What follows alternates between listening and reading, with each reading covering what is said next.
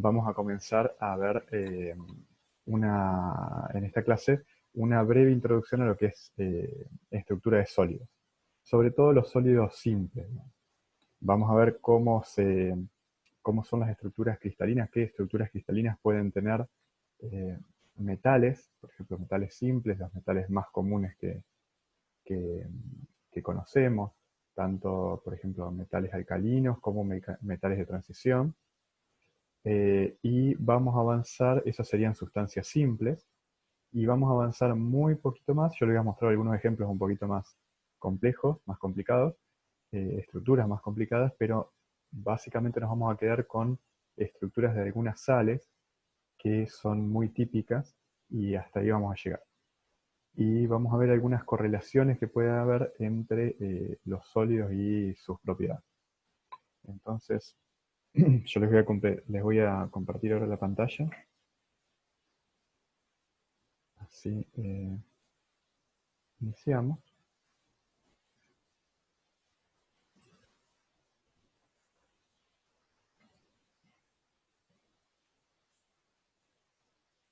Ahí estamos. Bien, entonces, como ven ahí, yo puse unas imágenes de microscopía electrónica que vamos a volver sobre este tema, ojalá más al final del curso, donde podemos ver cómo son las estructuras de un sólido desde el punto de vista microscópico. Si ustedes ven en esta imagen, esto es una imagen de microscopio electrónico de alta resolución. Y lo que están viendo ahí, lo que se está viendo como esas liñitas o puntitos, son básicamente columnas de átomos que forman parte de la estructura cristalina. Es más, acá lo que estamos viendo son dos estructuras. Esta es una estructura de un óxido, y lo que ven ahí, más pequeñito, es una estructura de un nanocristal de un metal. Bueno, acá hay una imagen con colores donde se ve la estructura de arriba, pero coloreada, donde esto es un óxido y esos puntitos que se ven en amarillo representan donde están ubicados unas nanopartículas de metal. Entonces, esto tiene implicancias muy grandes, o sea, las estructuras cristalinas tienen implicancias muy grandes en muchísimas propiedades y en muchísimas cuestiones de cómo uno interpreta la, la estructura de los sólidos. Como decía antes, en particular, nosotros vamos a ver las estructuras de algunos sólidos simples, vamos a ver las estructuras más sencillas de los sólidos simples, y vamos a empezar por los compuestos puros, por ejemplo los metales. ¿Qué estructuras toman un metal? Entonces para eso, antes que nada, tenemos que ponernos de acuerdo en una nomenclatura, ¿sí? Y en una forma de entender los cristales. Antes que, antes que nada, cuando uno habla de cristales, ¿por qué yo vengo hablando hace unos minutos de cristales? Una estructura cristalina, creo que ustedes ya lo han charlado en algún momento, quiere decir que las posiciones de los átomos que forman esa estructura se repiten periódicamente en el espacio en las tres dimensiones, ¿sí?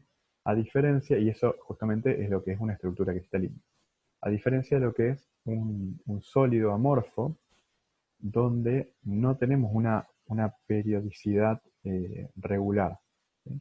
Por ejemplo, uno puede tener un ejemplo típico de un sólido no cristalino es el vidrio. El vidrio de las ventanas, el vidrio de los vasos. En esas estructuras, en esa estructura sólida, no tenemos una repetición constante de las posiciones de los átomos que forman ese sólido. Por lo tanto, se define como un amorfo. En cambio, en un cristal es exactamente lo opuesto. Vamos a tener una repetición constante de la posición de los átomos, ¿sí? A lo largo de las tres dimensiones.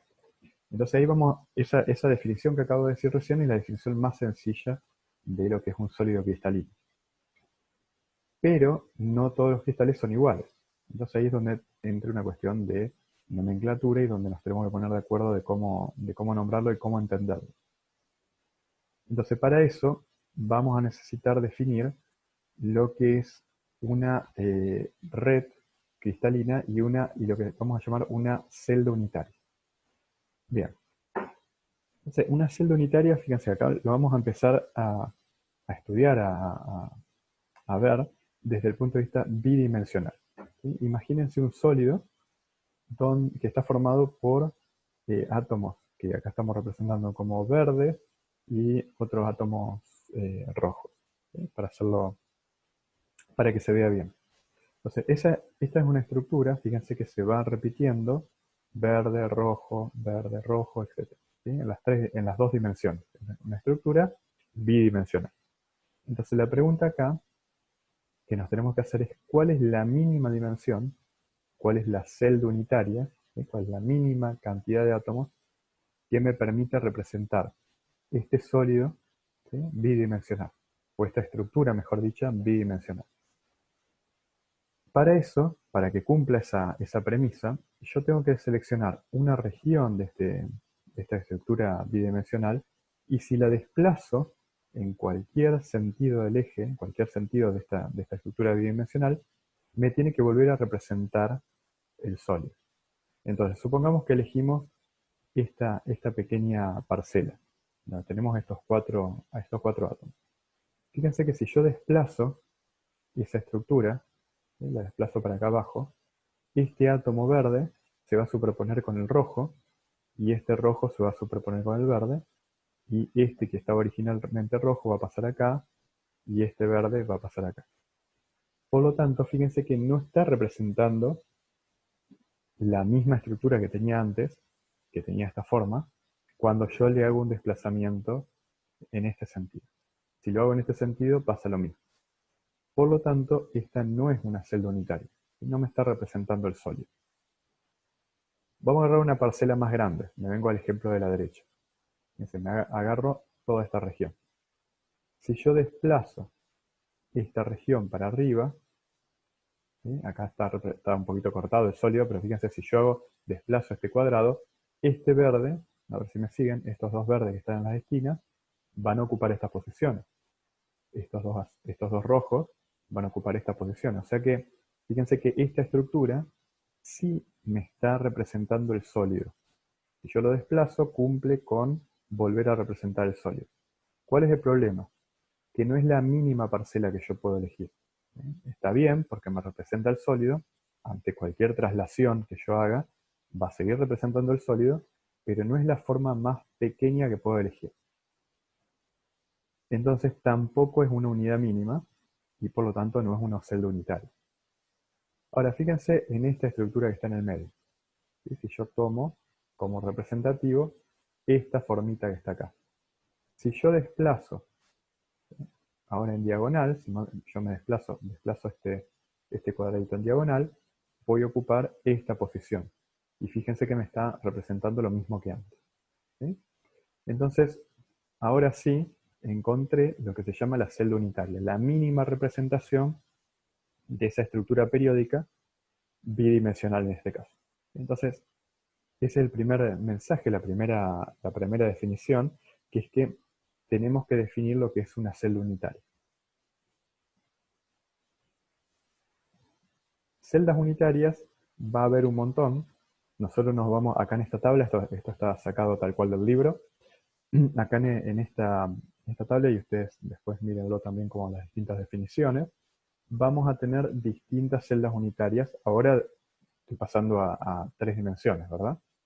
Entonces fíjense que tenemos la celda unitaria más sencilla que ustedes se pueden imaginar, que es una celda cúbica. En una celda cúbica está representada acá, ¿no?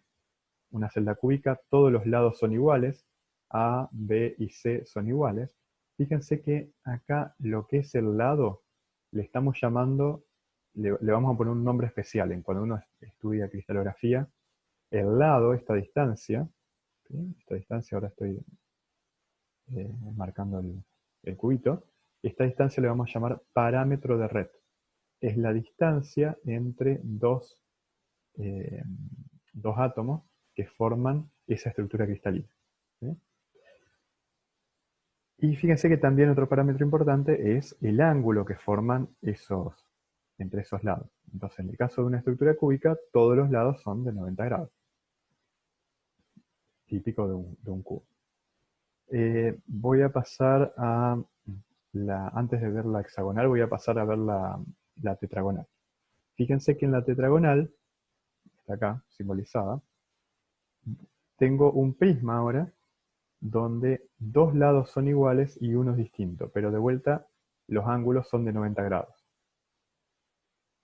Algo, bueno, puedo pasar después a estructuras más complicadas, ahora sí voy a ir a la hexagonal que está acá al final, acá sigue en la tablita, donde hay lados que son distintos, pero perdón, acá estoy simbolizando, lados que son distintos, pero sobre todo tenemos un ángulo distinto, tenemos 120 grados acá. ¿Sí? Bueno, y así podemos seguir, la monoclínica, la ortorrómbica, la romboédrica y demás son distintas estructuras. Nosotros en este curso, ¿sí?, en este capítulo del libro que vamos a estudiar, nos vamos a quedar básicamente con las estructuras cúbicas y un poquito de hexagonal. Las otras, está bien que ustedes las vean porque forman parte de la estructura y de esto hay muchísimas más, ¿sí? No son las únicas. Son las estructuras de los sólidos más sencillos, ¿no? Pero después vamos a ver con algunos ejemplos más elaborados que hay estructuras muchísimo más complejas, digamos, más estructuras más difíciles incluso de visualizar por ahí en una pantalla. Pero en definitiva, para lo que vamos a ver en este curso, nos vamos a quedar básicamente con la cúbica y con la hexagonal. Bien, vamos a empezar a ver la estructura cúbica simple, la celda unitaria, una estructura cúbica simple. Entonces, para estas estructuras para la estructura cúbica vamos a ver tres representaciones que son las más típicas. La celda cúbica simple, ahora dentro de un ratito quiero que trabajemos con el JMOL, yo voy a cambiar la pantalla y ustedes si pueden hacer lo mismo.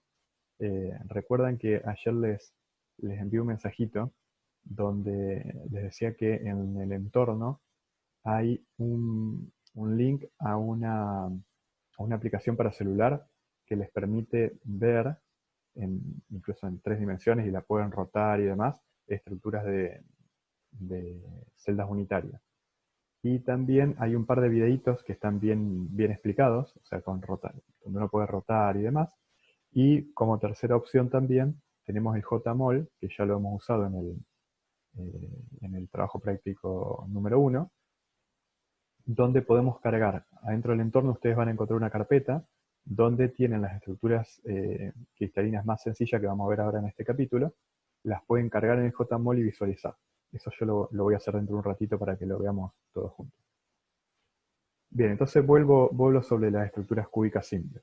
La estructura cúbica más simple que podemos tener es un cubo, una celda unitaria cúbica simple. Y como su nombre lo indica, cada uno de los átomos va a estar ocupando posiciones en un vértice de un cubo. Y el parámetro de red va a ser esta distancia. Usualmente se le llama a esta distancia A. Pero bueno, eso depende por ahí de la bibliografía también. Pero usualmente esta distancia es el parámetro de red A. Fíjense que en este caso vamos a tener, voy al caso del medio, donde tenemos una estructura cúbica centrada en el cuerpo. Ahora tenemos también los átomos ocupando posiciones de los vértices del cubo, pero tenemos un átomo ocupando una posición del centro del cubo. De vuelta, el parámetro de red es A. Y después vamos a ver cómo podemos calcular esta distancia en la guía, en el coloquio, en la guía de problemas del coloquio, hay algunos ejemplos de cálculos de esto. Esto para empezar, pero es básicamente geometría simple, ¿no? Sacar estas distancias. Sabiendo, por supuesto, el parámetro A, ¿no?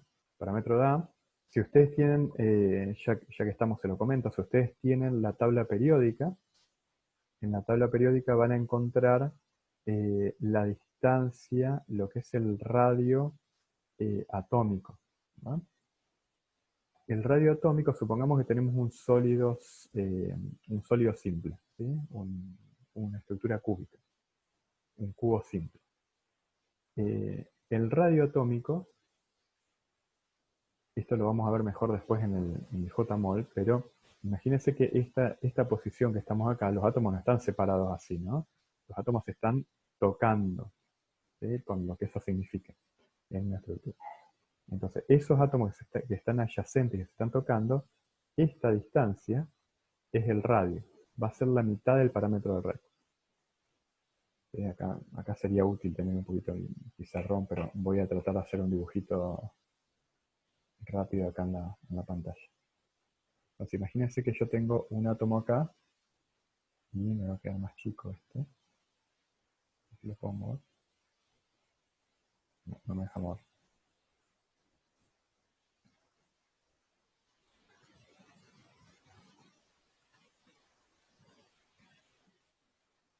No me deja desplazar. Ya.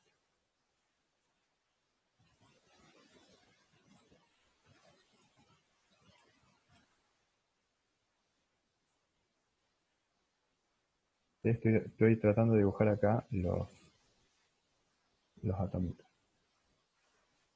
Bueno, no está tan fácil dibujar acá.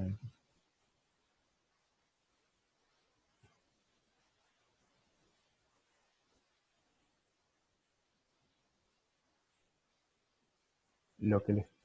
voy a borrarlo de vuelta porque no me gusta cómo queda. Lo voy a dejar más. Lo que les estoy tratando de representar acá es que este átomo, que va a estar acá, y este átomo que va a estar acá en esta posición del otro vértice, fíjense que el parámetro de red es la mitad, ¿sí? A ver si puedo poner una flechita. ¿Sí? Este radio atómico va a ser la mitad del parámetro de red. ¿Sí? Por lo tanto, el dato que ustedes tienen en la tabla periódica es indirectamente el parámetro de red. ¿Sí? Entonces, ese dato ustedes siempre lo van a tener, digamos, accesible. Por ahí tienen radio, hay que ver qué versión de la tabla periódica uno tiene. Por ahí uno tiene el radio o por ahí tiene el diámetro. Si ustedes tienen como dato el diámetro, en una estructura cúbica simple, básicamente el diámetro va a ser el parámetro de red, igual el parámetro de red. ¿Bien? Bueno, espero que se haya entendido. Después lo vamos a ver un poquito mejor con los problemas y con el JMOL. Bien, entonces continúo acá. Hablamos de la cúbica simple, la cúbica central en el cuerpo, y nos falta definir la cúbica central en la cara. En la cúbica central en las caras, fíjense que, de vuelta, los, eh, los átomos siguen estando en los vértices del cubo, pero ahora voy a tener un átomo en cada cara de este cubito. Fíjense que es parecido a tener un dado, ¿verdad? Acuérdense por favor de preguntar por el chat cualquier cosa que no se entienda o cualquier duda. Bien, entonces acá tenemos definidas las tres estructuras cúbicas simples. Vamos a hacer un poquito más. Entonces, ¿de dónde salen estas estructuras cúbicas simples? Ahora tenemos que aplicar un poquito la imaginación eh, y fíjense que esto lo podemos interpretar muy bien como empaquetamiento compactos de esferas. Piensen yo siempre le doy el mismo ejemplo, piensen en un cajón de naranja. ¿Sí? Ustedes ven, cuando van a la verdulería, encuentran un cajón de naranja, ¿cómo están acomodadas esas naranjas para que ocupen, por supuesto, el mínimo espacio posible, ¿no? Fíjense que siempre cuando ustedes tienen un cajón de naranjas, digamos, van a encontrar una estructura, esta estructura hexagonal que yo voy a dibujar acá, que voy a remarcar acá. ¿Sí? Fíjense que esa estructura siempre se repite, porque es la forma más compacta de almacenar esferas. Y acá vamos a introducir un nuevo concepto también, que es el número de coordinación. Y el número de coordinación es básicamente el número de vecinos. ¿Se acuerda que en algún momento en el trabajo práctico número 1 hicimos una pregunta sobre eso? Y acá lo vamos a reforzar un poquito más. Vamos a contar cuántos vecinos tiene este átomo. Fíjense, estamos hablando de una sola capa de átomos. ¿Sí? Fíjense que ese este átomo va a tener 6 vecinos. ¿Sí? Si yo agarro este átomo ahora, voy a tener también 6 vecinos en el mismo plano. Por lo tanto, para esta estructura bidimensional tengo una sola capa de átomos, la coordinación de cualquiera de estos átomos va a ser 6. Tiene 6 vecinos que están en contacto. ¿Sí? Si yo miro este átomo, este está en contacto acá, este está en contacto acá, etc. Ahora, este no está en contacto directo. ¿Sí? Está más lejos, es lo que se llama un segundo vecino y por lo tanto no forma parte del número de coordinación de ese átomo. Bien, si yo ahora quiero hacer una segunda capa, quiero apilar sobre esta primera capa de esferas, de naranjas por ejemplo, quiero poner una segunda capa. ¿Qué es lo que tengo que hacer? ¿Dónde van a ir ubicados esos átomos? Van a ir ubicados en la posición de mínima energía. ¿Sí? Por ejemplo, en estos huecos. Fíjense que voy a tener un hueco acá. Todos estos lugares son huecos. Ahora, si yo pongo un átomo acá al lado no va a entrar otro. ¿Sí? Fíjense que no hay espacio. Entonces voy a tener que poner un hueco acá, perdón, un átomo en este hueco, un átomo en este hueco y un átomo en este hueco. Están más espaciados. ¿Sí? Eso se va a ver bien en la siguiente figura. A ver si me pueden seguir con esta representación. Tengo la primera capa, acá está como circulitos, y acá está como esferitas un poco como más rígidas. La segunda capa, en la segunda capa están entrando estos círculos rojos, fíjense que están ubicados sobre los sitios de los huecos que les indiqué antes. Entonces esa sería la segunda capa. De vuelta en la segunda capa tengo una estructura hexagonal, ¿sí? Porque es la forma más compacta de apilar esferas. Entonces fíjense que vamos a seguir esta nomenclatura. La primera capa la voy a llamar A. La segunda capa, que es la roja, es B. Ahora, cuando quiero poner la tercera capa, me surgen dos opciones. A, la primera opción sería poner las esferas, que ahora las voy a poner en azul otra vez, en la misma posición que estaban las esferas de la primera capa. ¿Sí? Fíjense que este átomo, yo lo puedo ver para acá abajo, ¿sí? Lo puedo trasladar a la primera capa y va a ocupar la misma posición de la primera capa. Por lo tanto, esto es lo que se llama un apilamiento A-B-A-B. ¿Sí? Siempre se repite. Los átomos están en posición A, después están en posición B, y en la tercera capa están en posición A de vuelta. Y en la cuarta capa en B, en la quinta en A, y etcétera, etcétera. Entonces esta es una estructura A-B-A-B. Ahora, tengo otra opción también. Esta es un poquito más difícil de ver, pero ya les voy a mostrar otras figuras en otras transparencias más adelante. La otra opción es que la tercera capa no esté en el mismo hueco, o en la misma posición, mejor dicho, que estaban los átomos de A, sino que estén desplazados un poquito, que estén en el siguiente hueco. Y acá en esta figura se ve un poquito mejor. Fíjense que ahora voy a tener un apilamiento A, B, C. Y eso también se va a repetir. Voy a tener A, B, C. Cuando vaya a la cuarta capa, se va a repetir A. Cuando vaya a la quinta, B. Cuando vaya a la sexta, la posición C. ¿Sí? Entonces, de vuelta, cuando yo quiero apilar sólidos de la forma más compacta posible, de vuelta a un cajón de naranjas, tengo dos opciones. Primero, siempre van a estar en esta estructura tipo panal de abejas, ¿no? Pero ahí me surgen dos opciones. Puedo tener un apilamiento A-B-A-B o A-B-C. Y eso va a dar origen a dos estructuras cristalinas diferentes, que ya las hemos visto, pero ahora vamos a ver de vuelta. Entonces, los voy a mostrar con este dibujito para ir de vuelta. Para que quede lo más claro posible. Yo sé que esto, mirando en una pantalla, no es tan fácil, pero vamos un poquito de vuelta. Estructura de capa A. La segunda capa está en estos huecos. Ahora, la tercera capa puedo estar ocupando, fíjense, esta esfera roja está acá, y fíjense que debajo hay una esferita roja también. En este caso, esta sería la estructura AB-AB, pero me daba la otra opción, que es que en vez de ocupar este sitio, la tercera capa, ocupe estos sitios. Entonces ahora me parece la A, B, C. Es lo mismo, esta imagen es la misma que la anterior, un poquito, bueno, visto de otra forma, ¿no? Cuando yo apilo estas estructuras A, B, A, B, va a surgir lo que vimos, la celda unitaria hexagonal. ¿Sí? Entonces en la celda unitaria hexagonal tenemos en la primera capa A, en la segunda capa B y en la tercera capa A de vuelta. Y esto es lo que llamamos estructura celda unitaria hexagonal. Acá está representada con palitos y bolitas más chiquitas. Si vuelven a la tabla, si vuelven a la tabla que vimos hoy, van a ver que esta era una de las estructuras que vimos.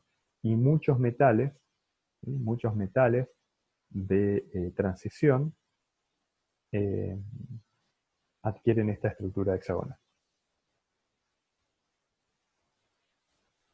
¿Qué pasa ahora con la estructura que dijimos que era la ABC? ABC. Vamos a mirar de vuelta. Teníamos la primera capa A, la segunda capa B, la tercera capa C, y por lo tanto la que está más abajo también tiene que ser igual a C, ¿no? Ahora, fíjense lo que vamos a hacer. Esto hay que mirarlo con bastante cuidado.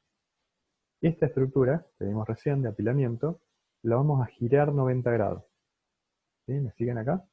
La giramos 90 grados y fíjense qué es lo que ocurre. Esta estructura girada es una estructura cúbica. Si yo sigo los puntos de los vértices, dibujo un cubito. ¿Y qué es lo que me surge? La que vimos como estructura cúbica centrada en las caras. ¿Sí? Acá le estamos cambiando, acá tenía los colores de A, B, A, bueno, lo voy a poner como A, B, C, A. Fíjense que es la misma estructura que una estructura cúbica centrada en las caras. Entonces, recapitulando, cuando yo apilo esferas de forma compacta en una estructura ABC, me va a dar origen a esta estructura cúbica centrada en las caras. Vamos a ver a continuación las dos estructuras que vimos antes, pero ya ahora con más como bolitas tridimensionales. Y estas son las estructuras que no son compactas, no es la forma más compacta de apilar un sólido. La primera es, la más sencilla de todos, es el cubo simple. El cubo simple, yo estoy apilando las esferas siempre unas arriba de la otra y en cualquier dirección que lo mire. Ahora fíjense que queda un montón de huecos. Entonces esta estructura, la cúbica simple, es la menos compacta de todas. Es la que más hueco deja. Acá les dejo una preguntita, y lo vamos a ver a continuación. Esto es importante para cuando uno lo estudia. Y la siguiente estructura, que tampoco es la más compacta, es la estructura cúbica centrada en el cuerpo. Fíjense que acá también dejamos un montón de espacio libre. ¿Sí? Esto está dibujado acá como que no se tocan, pero se pueden tocar también.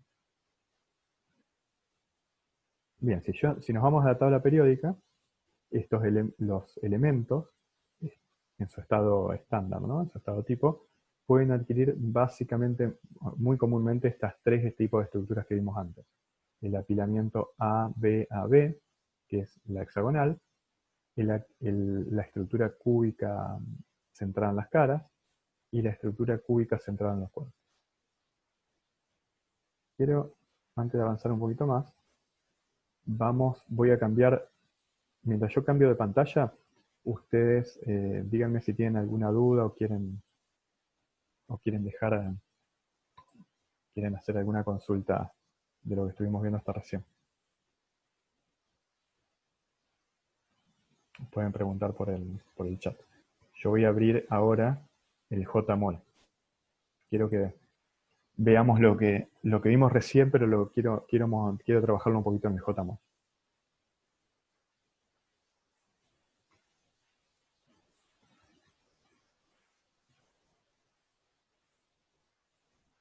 Les recuerdo que en el JMOL o para el JMOL, ustedes tienen precargadas varias estructuras que están ahí en el entorno y la pueden bajar. Yo voy a empezar y ya les comparto la pantalla, con la estructura cúbica simple, que es la más sencilla que podemos mirar, ¿no? Entonces, voy a compartir el JMOL. ¿Pueden ver, se ve el JMOL? ¿Se ve la estructura?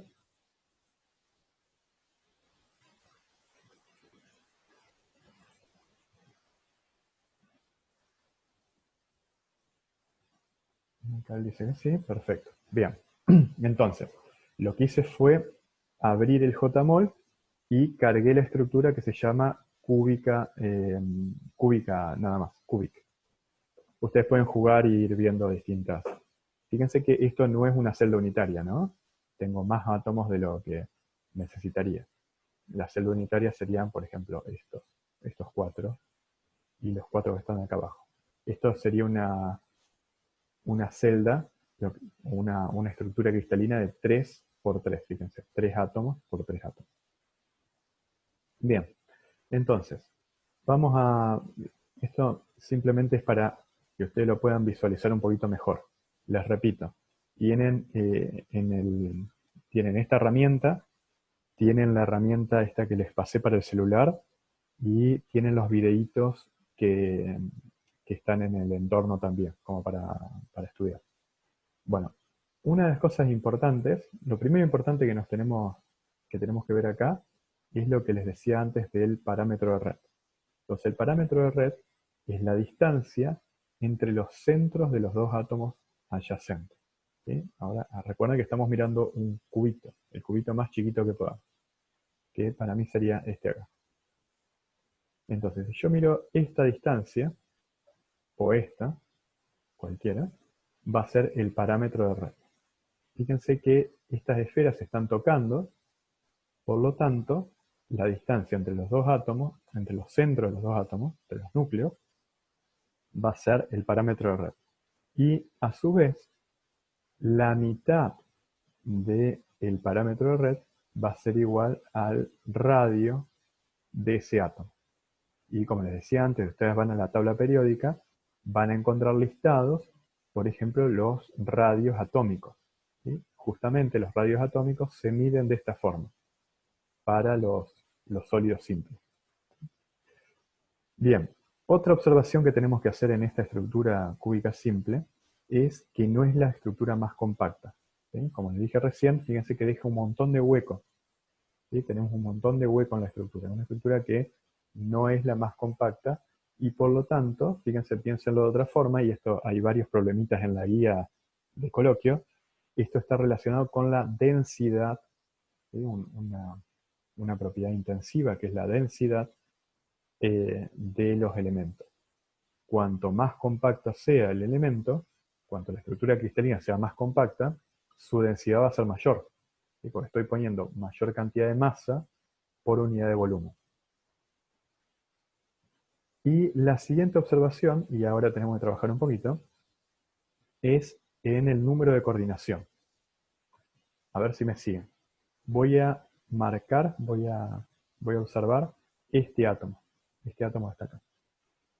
¿Cuántos vecinos tiene tocando este átomo? Si yo miro los vecinos que están en este plano, tengo este y este. 4 átomos en el mismo plano. ¿Sí? Estos, fíjense, este que está un poquito acá, no está tocando. Fíjense que hay hueco entre medio. Por lo tanto, este no es un primer vecino. No forma parte de su número de coordinación. Entonces, en el mismo plano, tengo 4 átomos. Ahora, ¿qué es lo que pasa? Esto se está repitiendo. ¿Sí? ¿Y qué significa eso? Que yo tengo un átomo acá arriba y un átomo acá abajo, que está tocando. Los otros, fíjense que los otros no lo están tocando. Yo podría incluso tratar de irme para allá, tratar de visualizar el átomo que está ahí en el centro, que sería el más representativo. Lo que pasa es que no es tan fácil, ¿no? Porque se bloquea la vista. Pero, de vuelta, voy a tener 4 átomos en el mismo plano, un átomo por arriba que lo está tocando y un átomo por abajo. Por lo tanto, la coordinación de un cubo, de una estructura cúbica simple, va a ser 6, de un átomo de una estructura cúbica simple.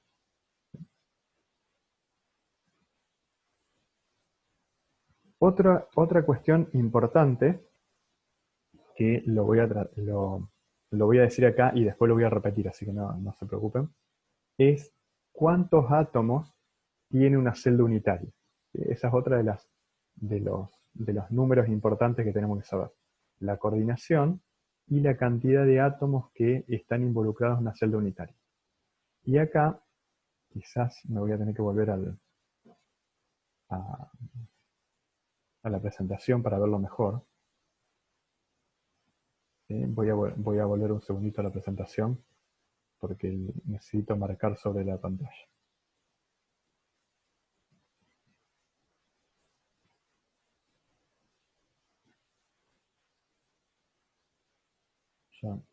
Ya les comparto la pantalla, ¿no?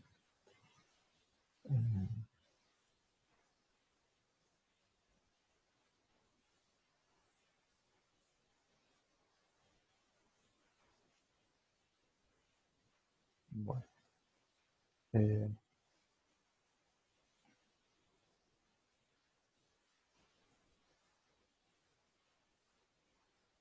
lo voy a mirar acá que va a ser más fácil. Entonces, estábamos en la estructura cúbica simple. Entonces, fíjense que yo voy a dibujar acá un cuadradito y quiero que me traten de seguir.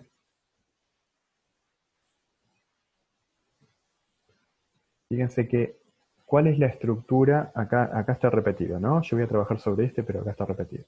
Fíjense que el cubito que nosotros estamos marcando, acá está el cubito marcado, yo estoy dibujando acá con esta herramienta. Fíjense que básicamente el cubo que pasa por el centro de cada, o sea que está en cada vértice es el centro del átomo, me está abarcando un octavo, y ahora viene lo importante, un octavo de cada una de estas esferitas. Esto lo tienen que pensar un poquito. ¿Sí? Fíjense que este cuadradito que yo estoy dibujando, que es un lado del cubo, me está recortando, o sea, por dentro del cubo, está quedando un octavo de ese cubito. Esto de vuelta lo tienen que pensar, medítenlo. Yo sé que es difícil de transmitirlo acá por la pantalla, pero es importante que entiendan esto. De vuelta, yo estoy acá recortando, fíjense que queda como un cuarto de este cubo, ¿sí? Como un cuarto de este círculo, pero si ustedes lo miran en 3 dimensiones, lo que está quedando acá es un octavo de este cubo, de esta esfera. Un octavo de esta esfera, y etcétera, etcétera. ¿Cuántos átomos tiene este cubo? ¿Sí? En su vértice tiene 8. Y yo en la celda unitaria estoy tomando un octavo de cada átomo. Por lo tanto, esta estructura cúbica simple contiene un átomo.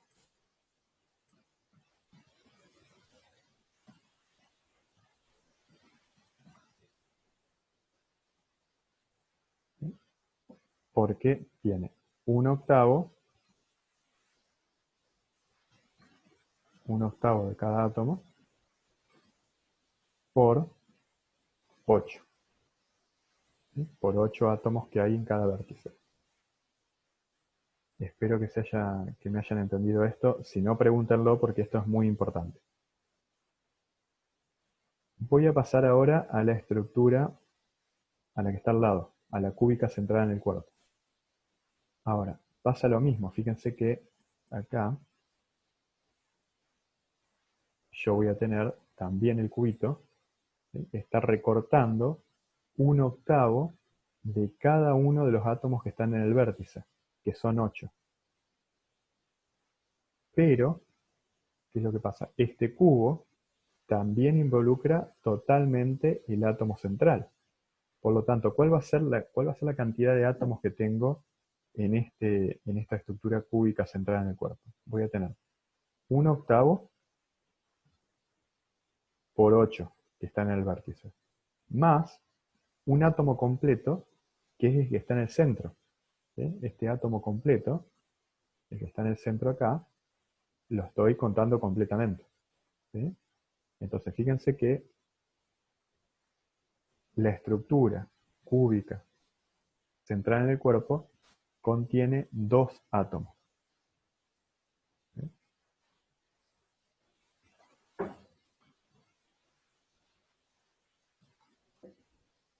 ¿Se entendió esto? Yo voy a suponer que ustedes lo entendieron y voy a pasar, pero piénsenlo, trabajenlo y si no se entendió me dicen ya, así lo retomamos, a ver si lo podemos transferir bien.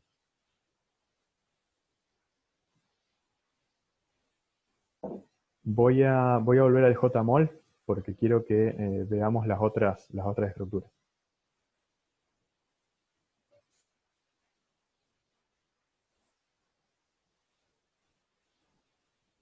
No sé si hay preguntas. No.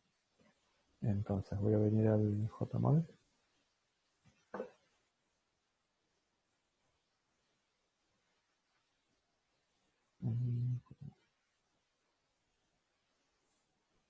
Bueno, ya vimos la estructura cúbica simple. Voy a pasar a la cúbica, voy a dibujar en el JMOL la cúbica central en el cuerpo. ¿Sí? Acá se ve la cúbica central en el cuerpo. Lo que les decía recién, que este cubito, ¿sí? Este cubo, los lados del cubo me están recortando. Fíjense que por dentro del cubo me está quedando 1/8 de este átomo.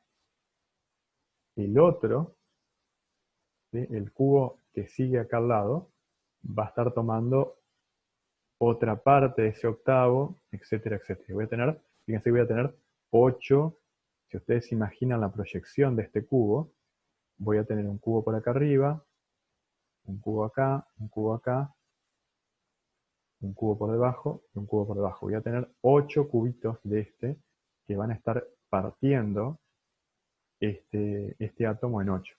Y cada cubo, cada celda unitaria, me va a contener 1/8.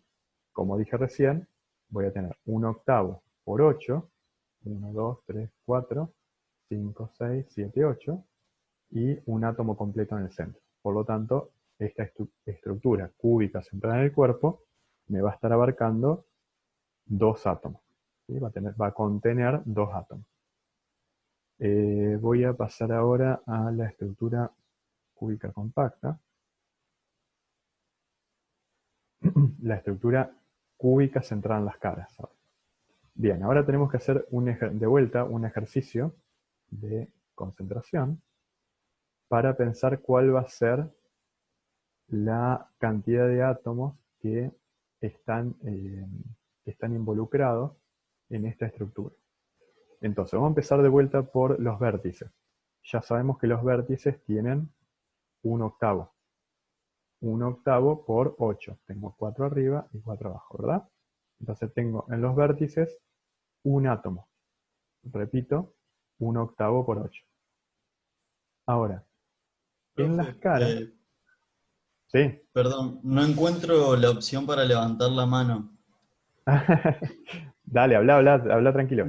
Eh, no, lo que te quería preguntar es, ¿por qué se cuenta, digamos, de esa manera y no se cuenta todos los átomos en general que se ve a simple vista? Porque lo que estamos haciendo acá es representando el sólido con la mínima estructura que se pueda tener, la mínima estructura geométrica que se pueda tener. Entonces, ¿se acuerdan que yo al principio les dije cuál era la definición de una celda unitaria?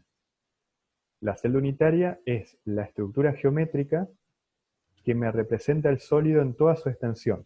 Eso quiere decir que si yo desplazo esa estructura geométrica, siempre me va, y la pongo en cualquier lugar del sólido. Acuérdense que un sólido cristalino Es una estructura tridimensional infinita, entre comillas, ¿no? Infinita, porque va a tener una cantidad de átomos tan grande que la puedo considerar como infinita. Si yo pongo esa estructura cristalina en cualquier posición de esa estructura, esa celda unitaria, la coloco en cualquier posición de ese sólido tridimensional, me lo tiene que representar. ¿Sí? Por lo tanto, es la mínima representación geométrica que me representa el sólido en su conjunto. Ahora, vuelvo al JMOL, estoy acá con el JMOL con esta estructura en particular. La celda unitaria mínima es este cubito. Ahora, al lado de este cubito hay otro cubito. ¿Me siguen? Se lo tienen que imaginar, ¿no? De acá al lado hay otro cubo que me está representando a la celda unitaria que está al lado, y eso se repite en las tres dimensiones. Por lo tanto, la celda unitaria que yo estoy mirando, que es esta, me está recortando. O sea, no está, fíjense que acá se ve bastante, si lo pongo así, creo que se ve bien. Fíjense que este cubo, ¿sí? Las líneas llenas, ¿no? No me está abarcando completamente este átomo. Ustedes ven mi cursor, ¿verdad? Sí, sí, sí. ¿Sí? Bien. Entonces, fíjense que esta, esta línea que representa la celda unitaria no me está abarcando todo el átomo. ¿Eso lo alcanzan a ver? ¿Lo alcanzás a ver, Micael? Sí, sí, sí, entiendo. ¿Sí? Entonces, fíjense que lo está recortando.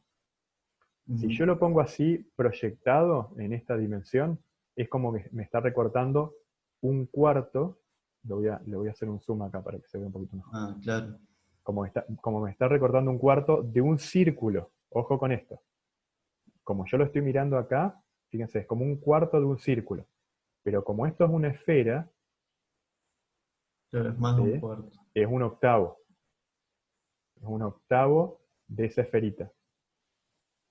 Eh, en el, en el videíto, en los videitos estos que yo les compartí en el entorno, hay como una película y te va mostrando bien con un zoom cómo se recorta ese octavo. Mírenlo, mírenlo porque es más fácil, o sea, está muy bien la animación porque te recorta en tres dimensiones ese octavo de esta esferita.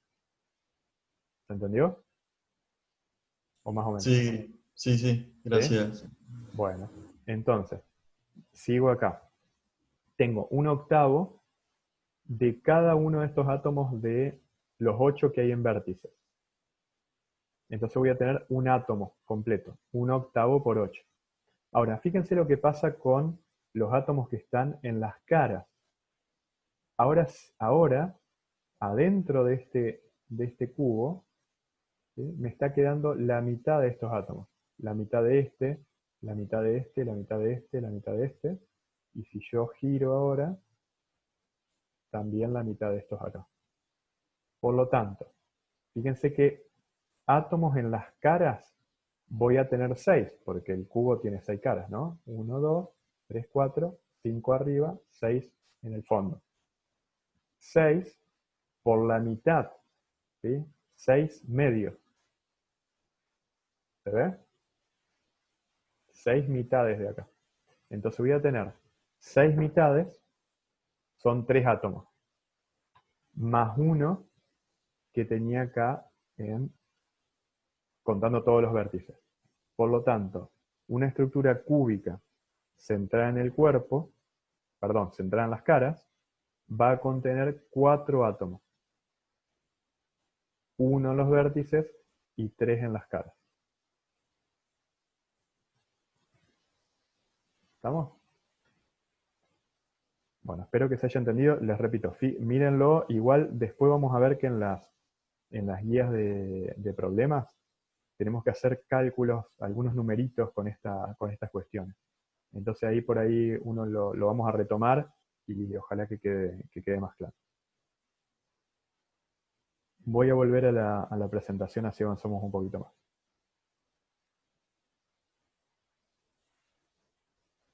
Acá. Bien.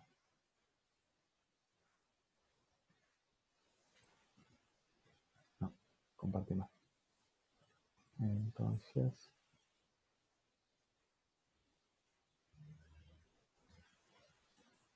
ahí está. Bien, entonces como les decía antes, espero que haya quedado claro. Recuerden, esto igualmente tienen para practicar en el entorno. Vamos a poner algunas preguntitas en los formularios eh, y, eh, y también las guías, ¿sí? En la guía de coloquio. Y miren por favor cosas, si se pueden instalar, miren los videitos, y si se pueden instalar el, esa aplicación para celular es muy chiquita, después se la pueden desinstalar. Eh, También está muy bien para mirar las estructuras así en la pantalla o como en 3 dimensiones. Bien, voy a avanzar un poquito más. Ahora que ya hicimos todas estas definiciones, esto lo pueden mirar ustedes en el libro porque no tiene demasiada complejidad, simplemente para que se vea que, por ejemplo, el hierro, como un ejemplo, ¿no? El hierro puro, tiene como su estructura cristalina más representativa la estructura cúbica centrada en el cuerpo. Y ustedes saben que existen aleaciones. Las aleaciones implican mezclas, muchas veces mezclas de dos metales, o más metales pueden ser, ¿no? Más átomos metálicos. Entonces una aleación estequiométrica puede ser una aleación donde se intercambia. Se mantiene la estructura cristalina original, fíjense que estoy con la estructura cúbica centrada del hierro, y ahora, por ejemplo, disuelvo, ¿sí? Fíjense por una definición de aleación es una solución sólida, ¿sí? Como uno la puede considerar como una solución sólida, donde ahora reemplacé un átomo de hierro por un átomo de cromo. Y por ejemplo en esta posición. Entonces fíjense que voy a mantener la estructura cristalina, pero ahora en esta aleación tengo un átomo de hierro, de cromo. Obviamente ese átomo de cromo tiene un diámetro, un tamaño diferente, por lo tanto las propiedades de esta aleación va a ser distinta de bueno, y además los enlaces, ¿no? La forma de interactuar entre ellos. Por lo tanto las aleaciones presentan propiedades mecánicas y propiedades físicas diferentes.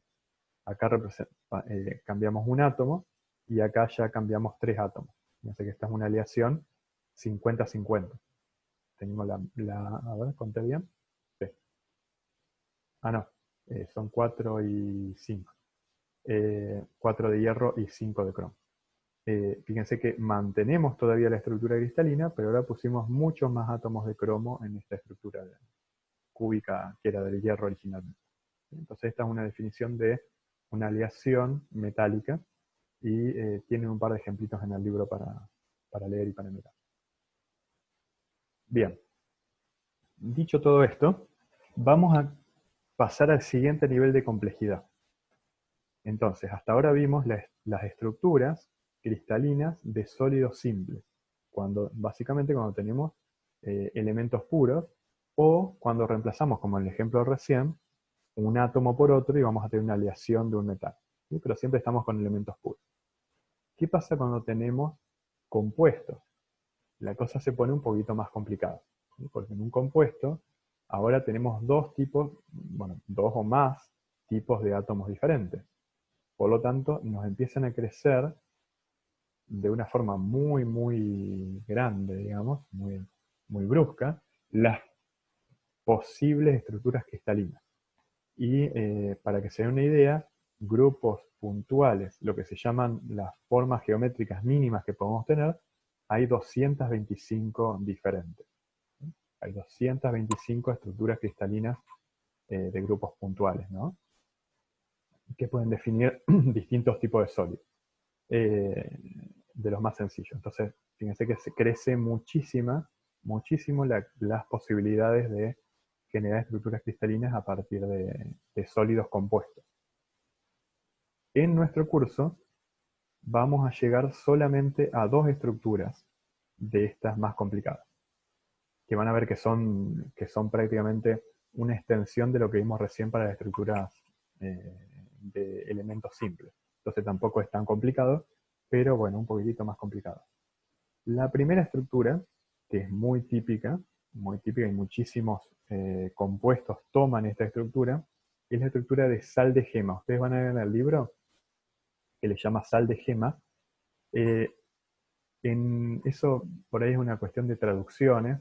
Nosotros por ahí en español lo tratamos más como la estructura del cloruro de sodio. Por ejemplo, cuando uno dice este sólido tiene la estructura de cloruro de sodio. ¿Por qué?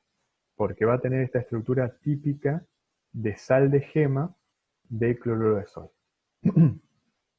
Y ahora no es tan fácil como antes. Si antes era un poquito complicado ver la celda unitaria, ahora es un poquito más difícil. ¿Sí? Fíjense que yo tengo que obtener la mínima representación geométrica. Recuerden que si la traslado en el espacio me sigue representando el sólido.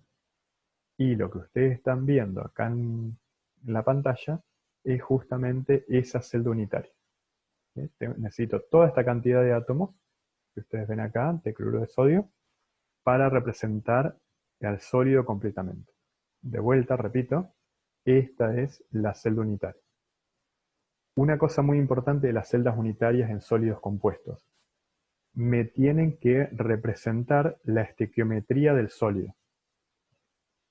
Entonces, si yo tengo cloruro de sodio, que es un átomo de cloro, o sea, la relación estequiométrica es 1 a 1, la celda unitaria mínima que yo elija tiene que representarme esa estructura geométrica. Se los dejo para que ustedes practiquen este problema, que cuenten cuántos átomos, ¿sí? Recuerden los medios, los octavos, los completos, etc. Que cuenten cuántos átomos hay de sodio y de cloruro en esta celda unitaria. Y que verifiquen que la relación estequiométrica es 1 a 1.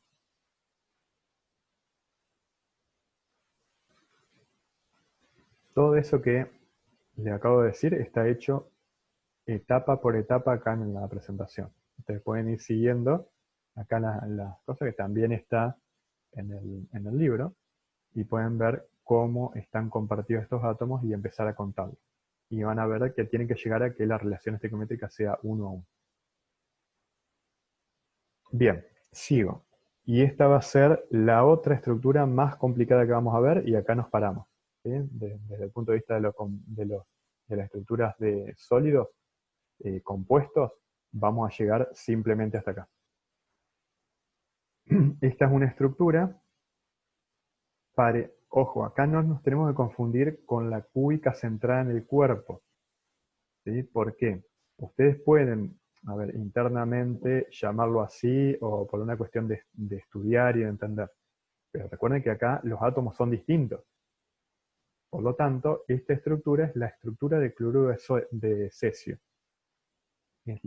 Como antes dijimos, la sal de gema, ahora esta es la de cloruro de cesio, la común de cloruro de cesio. Fíjense que tenemos los átomos de cloruro, ocupando vértices del cubo, y un átomo de cesio ocupando el centro de ese cubo. La misma estructura toma el cloruro de amonio. Esta la podemos resolver fácil, o sea, la estequiometría de esto la podemos resolver fácil nosotros acá, simplemente mirando el cubito, ¿no? Fíjense, tenemos un octavo de cloruro por 8, es un átomo de cloro. Y un átomo completo de cesio está en el centro. Por lo tanto, la celda unitaria tiene una relación estequiométrica 1 a 1, como esperamos. Y lo mismo puedo hacer para el cloruro de amonio. Esto se lo muestro solamente para asustar. No lo vamos a estudiar, no se preocupen. No es necesario que ustedes lo sepan.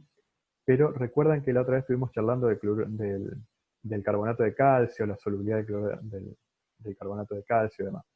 El carbonato de calcio, ya vamos a ver cuando vayamos al grupo correspondiente, tiene 3 estructuras cristalinas típicas. Una de las estructuras es la calcita. Fíjense que la estructura, esta sería la celda unitaria de la calcita. Fíjense cómo ya vamos adquiriendo cada vez más complejidad. Y esto ya es bastante complicado. Y les voy a mostrar 2 ejemplos más, les repito. No se asusten, no es para que ustedes lo sepan de memoria nada más, simplemente es para pensar. para pensar y para extrapolar lo que aprendimos hasta ahora. Perdón, me faltó una estructura más antes de ver la otra que es más complicada. Los otros dos ejemplos son más complicados. Esta es la estructura de la fluorita. La fluorita, esto nos va a dar pie a lo que les quiero mostrar a continuación. La fluorita también tiene una estructura cúbica. Fíjense que acá está dibujada la celda unitaria, que es un cubo. Ahora, miren, traten de visualizar solamente las esferas lilas, moradas. Fíjense que están ocupando posiciones de lo que nosotros llamamos antes cubo centrado en las caras. ¿Sí? Estos son los vértices del cubo. Voy a cambiar el punto. Los vértices del cubo, ¿sí? Y estas posiciones, de allá atrás, esta y esta, las caras del cubo. ¿Sí? Entonces fíjense que los átomos de calcio, ¿sí? Acá está representando las esferitas moradas, están representando los átomos de calcio, están ocupando posiciones de lo que nosotros llamamos antes una estructura cúbica centrada en las caras. Recuerden que la estructura cúbica centrada en las caras es para un sólido simple, o sea que ojo con esta, no lo extrapolen tan fácilmente, ¿no? Es simplemente para visualizarlo mejor.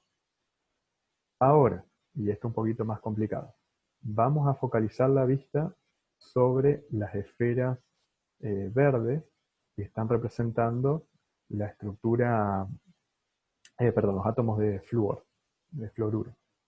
Si ustedes trazan acá unas líneas imaginarias, van a ver que esos átomos de flúor están representando un cubo.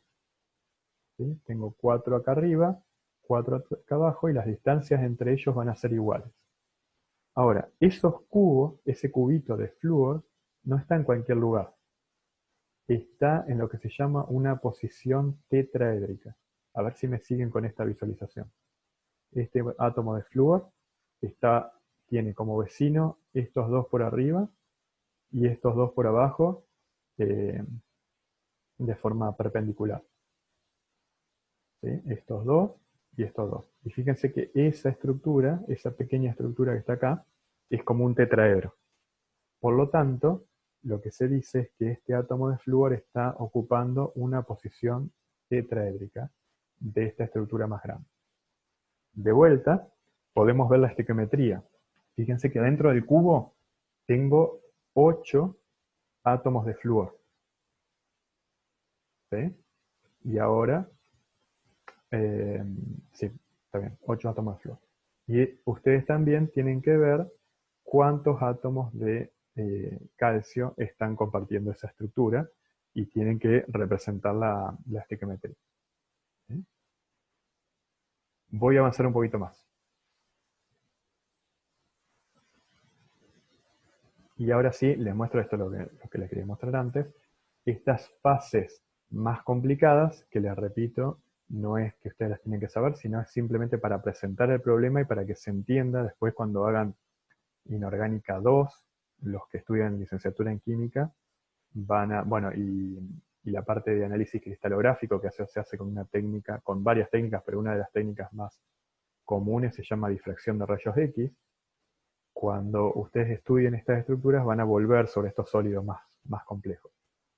Entonces, dos de los sólidos más complejos, más comunes de los complejos, o sea, el siguiente nivel de complejidad son lo que se llaman fases ternarias, donde tenemos átomos que forman parte de la estructura cristalina tipo A, tipo B y tipo X. Por ejemplo, las perovskitas. En las perovskitas vamos a tener esta estructura. Voy a pasar rápido por acá. Mírenlo del libro, les repito, esto no es algo que ustedes tengan que memorizar, ni mucho menos, solamente para presentar el problema. Fíjense que acá tenemos los átomos que están representados en rojo, formando un cubito. Si prestan atención acá hay líneas que conectan los átomos rojos como un cubito, que ahora están en el centro de estas estructuras octaédricas formadas por los átomos verdes en los vértices. Y a su vez tenemos el átomo A en morado acá en el centro. Entonces esta estructura, fíjense que tenemos una estructura octaédrica en cada uno de los vértices de un cubo. y un átomo central que sería la especie A. Y esa estructura es la celda unitaria de una estructura de perovskita. Voy a pasar a la siguiente. Y la otra, que es un poquito más complicada incluso, que es la estructura de espinela. En este caso, la espinela tiene una relación estequiométrica A, 2 de B y 4 de O. Generalmente son óxidos mixtos. Por ejemplo, acá hay un ejemplo, un óxido mixto de aluminio y magnesio. En este caso vamos a tener un cubo más grande y vamos a tener estructuras tetraédricas. Estos son más difíciles de ver, ¿no? Estructuras tetraédricas ocupando huecos junto con estructuras octaédricas. Y todo esto que ustedes ven acá es la celda unitaria. ¿Sí? Bien. Esto solamente, les repito, para presentar el problema. Bien. Con esto más o menos terminamos, o sea, esta parte tiene que ver con toda lo que son las estructuras cristalinas que vamos a ver en este curso, las más comunes, y van a ver que esta cuestión se va a repetir a lo largo de los capítulos que estudiemos más adelante, cuando estudiemos los compuestos de cada grupo de la tabla periódica. Entonces, cuando nos encontremos con un sólido, vamos a decir que ese sólido tiene, por ejemplo, si es por ejemplo, un metal de transición, vamos a decir, mira, este metal tiene una estructura cúbica centrada en el cuadro. Este otro tiene una estructura hexagonal. Y ustedes ya van a saber a qué referirse, ¿no? Y también cuando veamos algunos sólidos compuestos, o sea, algunos compuestos. Pueden ser sales, pueden ser óxidos mixtos, etcétera, etcétera. Entonces vamos a decir, por ejemplo, este sólido tiene la estructura de la fluorita. Y ustedes ya van a saber a qué nos referimos cuando decimos eso. ¿Sí? Bien, todo lo que vimos recién tiene que ver con una cuestión geométrica, básicamente de estructura. Vamos a pasar a ver dos temitas más. Ya con eso vamos terminando. Pero esto requiere mucha práctica. Más allá de lo que yo les explique ahora, lo tenemos que trabajar mucho y lo tienen que trabajar mucho ustedes con los problemas, resolviendo problemas. ¿Sí? Y esto suele traer algunos inconvenientes a la hora de resolverlo. Muchas veces yo me encuentro con que a los alumnos les cuesta un poquito resolver, por supuesto no a todo el mundo, ¿no? Algunos lo sacan más fácil, a otros les cuesta un poquito más resolver este tipo de problemas. Estos problemas se conocen como ciclos de Born-Haber. ¿Y por qué son importantes? Van a ver que los vamos a utilizar mucho a lo largo del curso, porque nos van a permitir estimar propiedades termodinámicas que son muy difíciles de obtener experimentalmente. Y acá tengo que entrar con un problema y una definición. Imagínense que nosotros tenemos un sólido de cualquiera de los que hemos visto antes, de los más simples a los más complejos. Y yo quiero saber cuál es la energía, lo que llaman bueno, por eso les decía que hay una definición, que es la energía de red, la energía de esa red cristalina. O sea, ¿por qué los átomos prefieren estar en una posición así ordenada en una estructura cristalina tridimensional, en un sólido cristalino, ¿no? ¿Qué es lo que los hace eh, permanecer en esa estructura? Y eso lo vamos a definir como la energía de red, y está representado acá matemáticamente, en forma de ecuación y de función termodinámica, que va a ser la entalpía, la energía de esa red cristalina. Y se define como la energía que yo necesito para arrancar, fíjense cómo está definido, ¿no? ¿Cuánta energía tengo que involucrar para arrancar el catión, que forma parte de ese sólido, y el anión, y llevarlos a fase gas? Imagínense que yo tengo un cloruro de sodio, saco un cloruro, lo llevo a la fase gas de la estructura cristalina, ¿no? Saco un catión sodio y lo llevo a la fase gas. ¿Cuánta energía me requeriría eso? Fíjense que es importante notar acá que cada uno de los átomos que forman parte del sólido mantiene su estado de oxidación en la fase gas. Y eso a su vez es lo que vamos a llamar entalpía de red. Ahora, imagínense un experimento para medir esa energía. Es muy difícil, ¿no? O sea, porque yo tendría que tener un terrón de sal de mesa, de cloruro de sodio, y tendría que medir la energía para sacar el catión sodio y el catión cloruro. Es muy, muy complicado hacer ese experimento en el laboratorio. Entonces, lo que podemos hacer es medir esa energía de forma indirecta. Y van a ver que esa energía, más adelante vamos a ver, que esa energía está relacionada con las propiedades que tienen los sólidos, por ejemplo, su solubilidad. Bien, entonces, dijimos que esa propiedad es muy difícil de obtener. La vamos a obtener de forma indirecta. ¿Cómo hacemos para obtenerla de forma indirecta? Vamos a utilizar lo que se llama un ciclo de Born-Haber. Y esto ya lo vimos, ya lo mencionamos al principio de las clases, en clases anteriores, que tiene que ver con una propiedad termodinámica de las funciones de estado. Una función de estado como la entalpía es una función que su sumatoria no depende del camino que yo elija. Por lo tanto, una sumatoria, ¿sí? Cuando yo sumo partes de un camino, esa sumatoria me tiene que dar cero. Si es un ciclo, ¿no? Si yo defino un ciclo como está definido acá, fíjense que esto está definido con flechas, que está representando un ciclo cerrado. Si yo parto, voy a dibujarlo acá en el pizarrón. Si yo parto de una condición inicial y hago una trayectoria termodinámica donde voy hasta un punto final.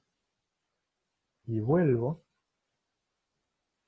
todo este camino que recorrí, vuelvo al punto inicial, todo este camino que recorrí, la entalpía, la entropía, la energía libre de Gibbs, todas son funciones de estado. Esos caminos se anulan y la sumatoria de todas las etapas intermedias, supongamos que yo mido acá, mido acá, mido acá, mido acá final, y después mido acá de vuelta. Cuando sumo todas estas etapas, ¿sí? Cuando sumo todos estos trayectos de ida y de vuelta, el valor tiene que darme cero. Esa es una propiedad termodinámica. Yo siempre doy un ejemplo que a ver si de esta forma se puede entender más fácil. Me tiene que seguir a partir de la voz, ¿no es cierto?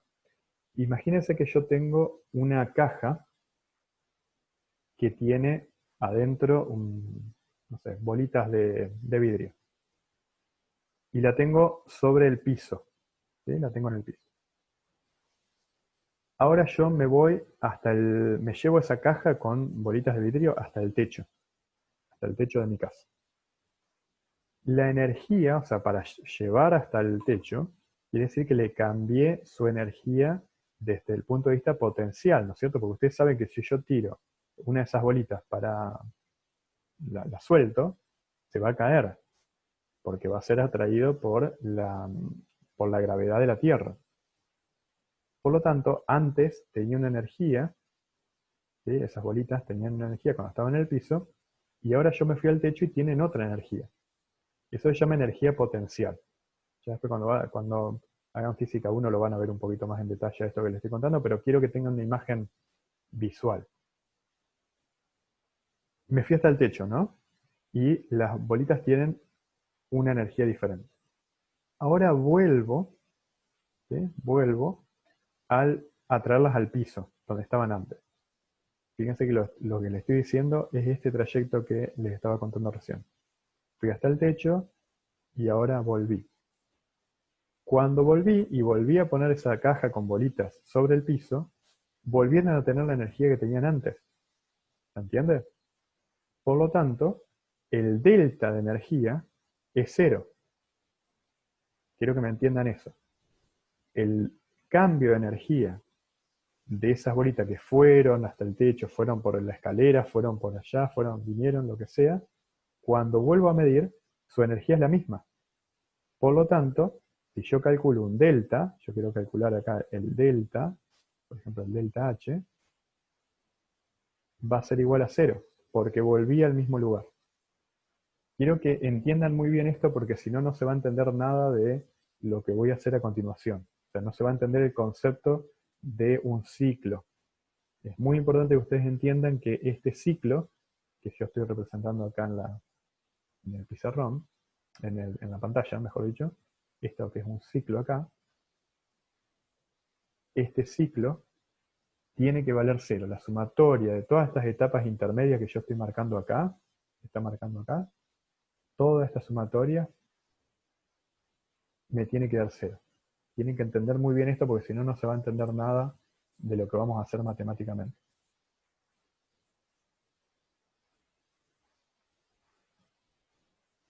Bien.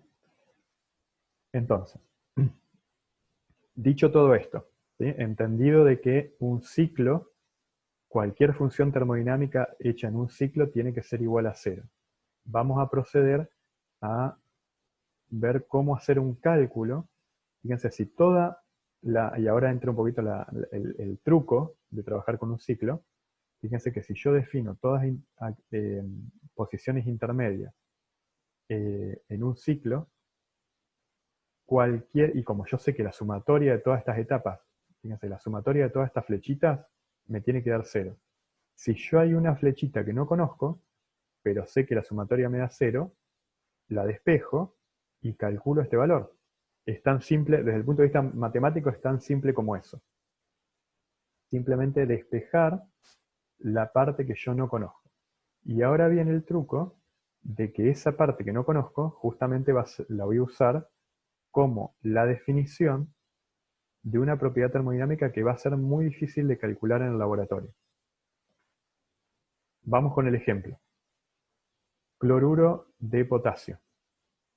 Fíjense que yo puedo desglosar, quiero calcular, acuérdense el objetivo, ¿no? Quiero calcular cloruro de potasio, que me da potasio gas y cloruro en fase gas, que sería esta etapa acá.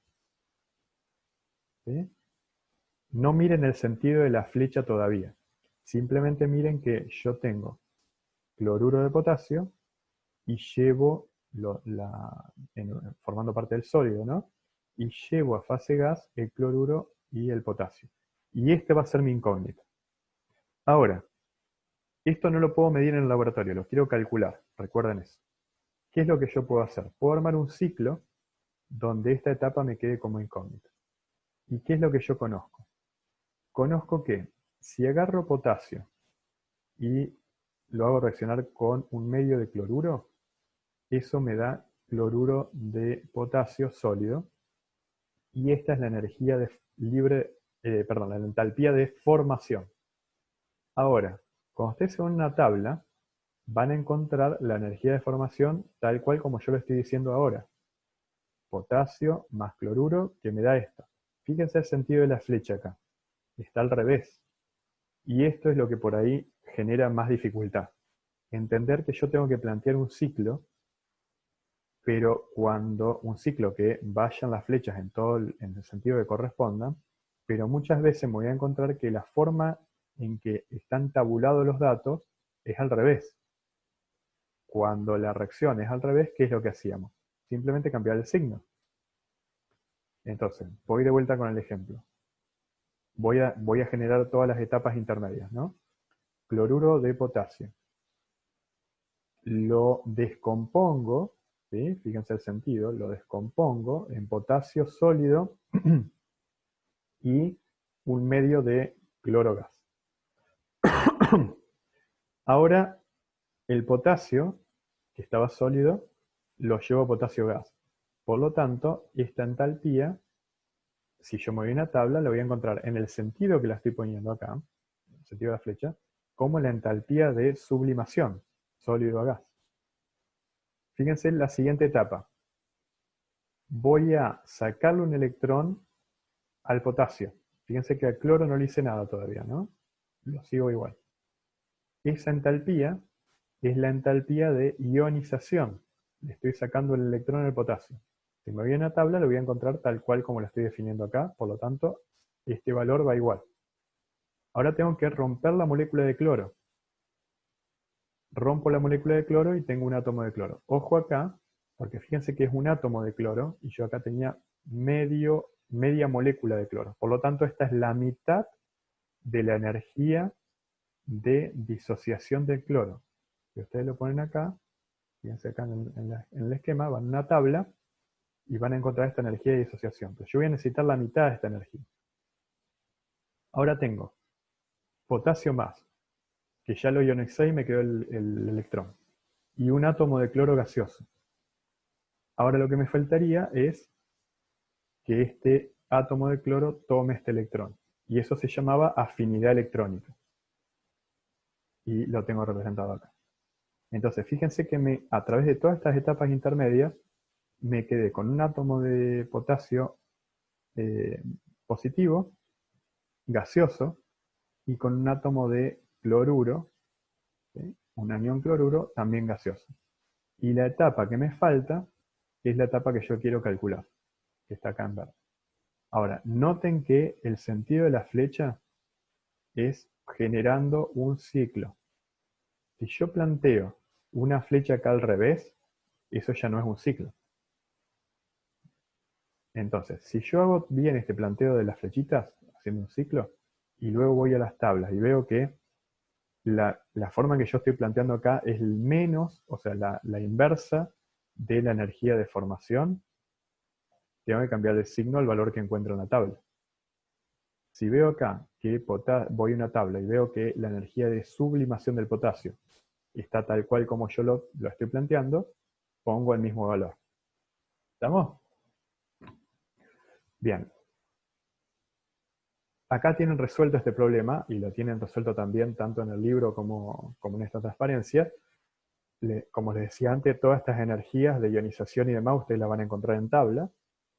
Y es importante acordarse que la sumatoria de todas estas etapas me tiene que dar 0. Por lo tanto, yo voy a despejar este valor y voy a calcular esa energía. Quiero ver cómo estamos de tiempo. Nos quedan 5 minutitos. Ya con esto terminamos. Lo mismo que hicimos recién para la energía de red, para calcular la energía de red, podemos hacer un cálculo de energía de solvatación. Después lo vamos a ver. La energía de solvatación es la energía que vamos a encontrar cuando disolvemos una sal, un compuesto en general, en agua. En agua o en cualquier solvente, ¿no? La energía de solvatación también es una energía difícil de medir experimentalmente. Entonces podemos calcularla a través de un ciclo de Bose-Hall.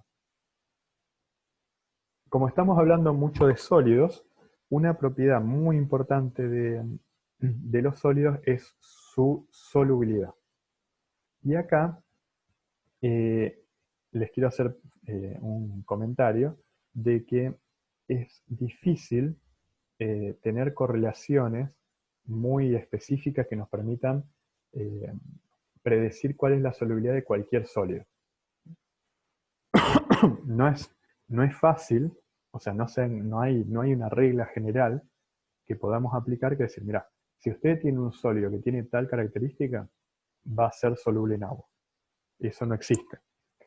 Sí hay reglas, algunas reglas parciales que se aplican, que yo ya las he ido mencionando y creo que en química general ustedes también charlaron un poquito sobre esto. Es decir, bueno, las sales por ejemplo, los alcalinos, son generalmente muy solubles. Por ejemplo, cloruro de sodio, bromuro de potasio. Son sales que generalmente son muy solubles en agua. Siempre cuando hablo de solubilidad estamos hablando de solubilidad en agua. Y eso, una explicación bastante sencilla para entender esto, tiene que ver con las diferencias es un poco lo que está escrito en esta transparencia, lo que ustedes van a ver en el libro. Las diferencias entre los tamaños de los átomos constituyentes, de los iones constituyentes, mejor dicho.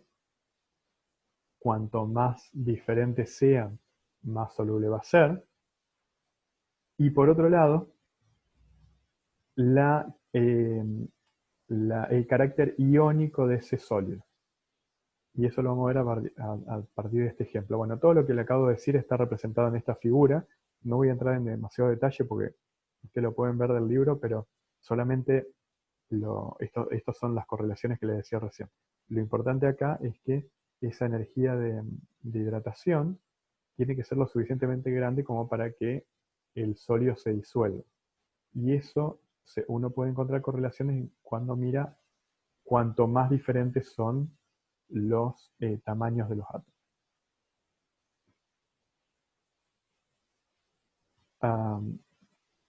Bien, y a su vez, acá me está faltando una transparencia, eso, ¿qué es lo que pasa? Como les decía recién, tiene que tener un carácter iónico bien definido.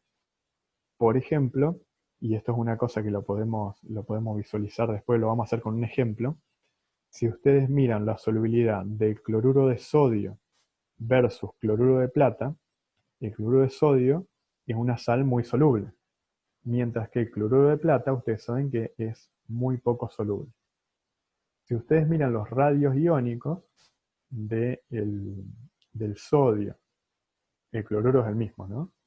Si miramos sodio versus plata, van a ver que no hay una diferencia significativa entre esos tamaños. Sin embargo, un sólido es muy soluble y el otro es poco soluble. Y ahí es cuando les decía recién que es muy difícil hacer eh, correlaciones muy extendidas. Es decir, esta es una regla general. Si los tamaños son distintos van a ser solubles. No. Y el ejemplo típico para entender esto es el del cloruro de plata. ¿Y por qué? ¿Cómo se interpreta esta falta de solubilidad? Porque no está cumpliendo con la siguiente condición, que es que el sólido sea netamente iónico. Eso quiere decir que el cloruro de plata tiene cierto carácter covalente. Y por ese motivo no alcanza con las diferencias de radio, sino que el sólido es poco soluble debido a que no se comporta o no tiene un carácter netamente iónico. Bien, y para terminar con este tema, ya estamos casi en hora, lo último que nos falta ver es las propiedades de conductividad de los sólidos. Y para esto tenemos que entender dos cosas. Bueno, yo acá lo planteé como problema y vamos a ver cómo resolver estas cuestiones. Fíjense, esto es temperatura versus conductividad eléctrica. Un metal, está representado acá en verde, un metal disminuye un poquito su conductividad cuando aumenta la temperatura, no tanto, pero la disminuye un poquito.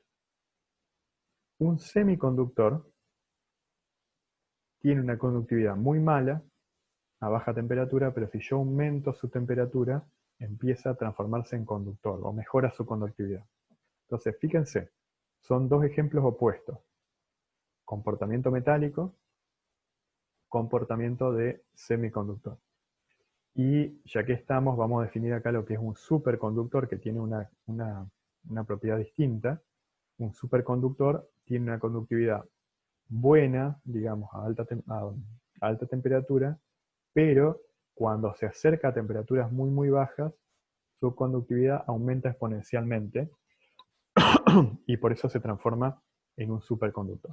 Vamos a dejarlo un poquito de lado a solamente voy a decir eso, lo que acabo de decir. Me quiero concentrar en lo que es un metal y lo que es un semiconductor. ¿Cómo entendemos esto? Y cómo correlacionamos propiedades físicas, propiedades, por ejemplo, como dije recién, conductividad eléctrica, conductividad de calor, con su estructura, que la vimos recién, y con su estructura electrónica que la vimos al principio del curso. Esa sería la pregunta. ¿Cómo hacemos para entender esto? Ustedes, ustedes ya creo que han charlado o han visto en química general, lo que era el concepto de enlace metálico. En el concepto de enlace metálico, que es una definición muy muy simple, ¿no? Muy simplificada de lo que es un metal. Decíamos que teníamos los átomos del metal en una estructura cristalina, ¿no? Eh, ocupando lugares precisos de esa red cristalina y los electrones formando un mar de electrones. ¿Se acuerdan de esa definición? Era el mar de electrones que estaba compartido por todos los átomos y por lo tanto esos electrones podían fluir justamente como un fluido, como un mar, y por lo tanto eso nos permitía interpretar las características de buen conductor eléctrico, de buen conductor de calor que tiene un metal. Vamos a avanzar un poquito más sobre esa idea con lo que ya sabemos ahora, que sabemos que los electrones no solamente forman un metal, no es esa visión tan simplificada de un mar, sino que ya sabemos que los electrones están definidos por una función de onda y que a su vez esa función de onda eh, nos define lo que llamamos el orbital, que es la zona, recordemos que es la zona donde es más probable encontrar el electrón. Y a su vez, esos electrones tienen una energía característica. Entonces, esto que ven acá, esto sí es importante y es una de las cosas que ustedes tenemos que aprender a lo largo del curso y lo vamos a utilizar bastante, es lo que se llama un diagrama de bandas. Fíjense que un diagrama de bandas tiene zonas que están representadas acá en celeste, que van a ser donde hay niveles de energía, donde pueden estar los electrones, zonas vacías, que vamos a llamar la diferencia de bandas, el band gap en inglés, y otras zonas también ocupadas. Acá está hecho como un zoom, y ustedes van a ver un montón de linitas. Esas linitas son los niveles de energía que pueden ocupar los electrones. Como una estructura cristalina es un sólido casi infinito, esas energías que están cuantizadas, como ya habíamos visto para los átomos individuales, ahora se juntan tanto que es un casi continuo. Y de hecho nosotros lo vamos a definir como una banda. ¿Sí? Un electrón puede tener cualquiera, o mejor dicho, los electrones de un sólido cristalino, de un metal, pueden tener cualquier energía en esta banda. Pero, si quieren pasar a la banda siguiente, tienen que pasar por este salto de energía. No pueden ocupar todos estos lugares que ustedes tienen acá, son lugares prohibidos de energía. ¿Sí? Es como cuando dibujábamos los orbitales atómicos, y los orbitales, perdón, los orbitales atómicos o orbitales moleculares, y definíamos los valores de 1s, 2s, 2p, etc., que tienen valores cuantizados de energía. Acá pasa lo mismo, pero en vez de ser una línea es una banda. Ninguno de estos niveles de energía son permitidos. Este sí y este sí.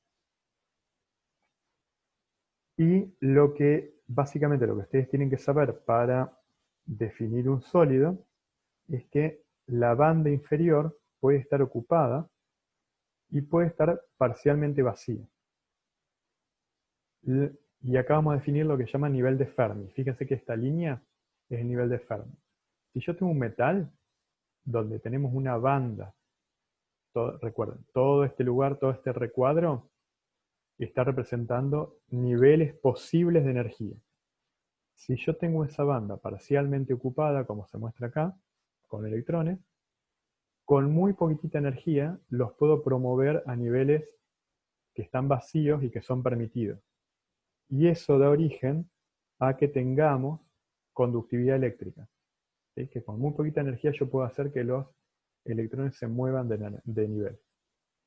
En el caso de un no conductor, de un aislante eléctrico, vamos a tener toda una banda ocupada, el nivel de Fermi más arriba, y para hacerlo conductor yo tengo que hacer saltar electrones desde esta banda que está totalmente ocupada a lugares vacíos que están muy lejos en energía.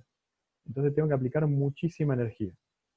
Y esa energía puede ser tan grande que tengamos un sólido que es aislante.